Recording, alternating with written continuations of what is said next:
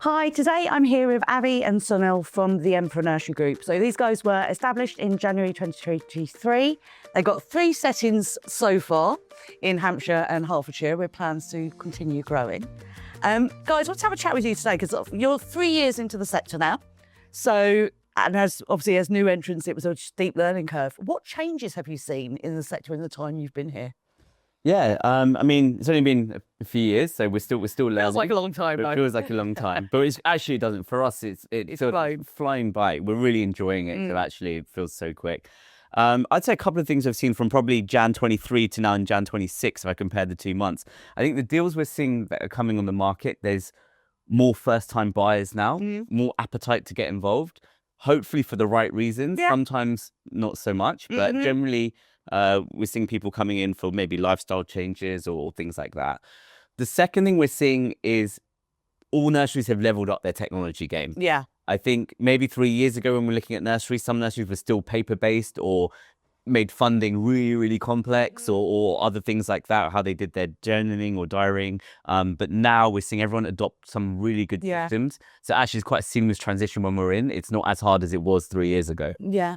I think often things like the technology and stuff like that, that's where you find that in a market that is slowly consolidating, where the business solutions always start dripping down. Yeah. And maybe the smaller settings that didn't think they needed it before suddenly see that they had to need for it, and it is accessible for them as well, isn't it? Yeah, exactly. As long as they're not technology averse, and there are those occasions where yes.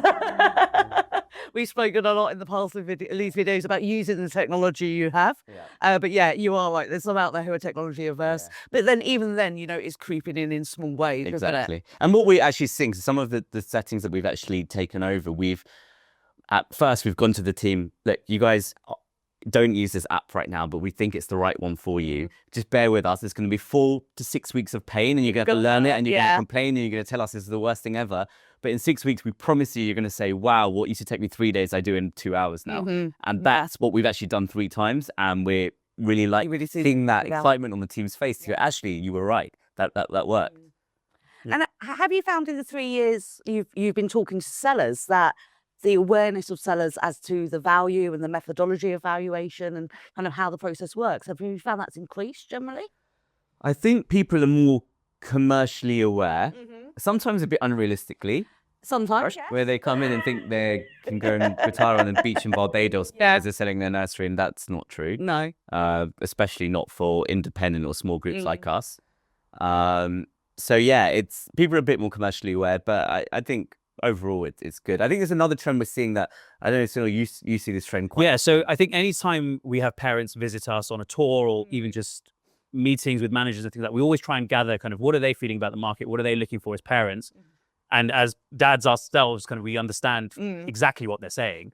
And I think more and more parents are wanting to kind of make sure that their nursery feels part of their community, that their nursery really knows their child, values their child, knows the family, knows what might be going on at home, and feels part of a community rather than a bit distant, a bit remote, a bit kind of arm's length. So branding has got almost less important in the last 3 years. I think independent branding has become more important. I think parents want to feel like, whilst nurseries might be geographically spread, it is embedded in that community. And yes, it might be around the corner from my home. That's what I want it to feel like. That the staff know my children, the nursery knows my children, and local factors and individual factors and personalisation is really, really important. And I'm guessing that's a side effect of the fact that actually more eligibility for funding, children are spending longer in nurseries. It's, less seen of a, 1 session a week, that kind of thing, a drop off. I think the key, it's a second home, isn't it? The key value that we have is, actually, other than parents, nursery staff and actually nurseries are where children spend more time than actually other family members.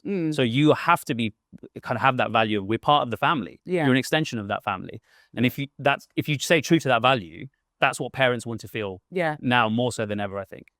I see another trend actually I've seen is, besides parents wanting to send their children to more independent settings where the manager's been there for 20 years and everyone knows they're in the village or something, the second thing we're seeing is parents now want to send their children to slightly smaller size nurseries. I think before it was, I don't mind if my child goes to a nursery there's 100 places.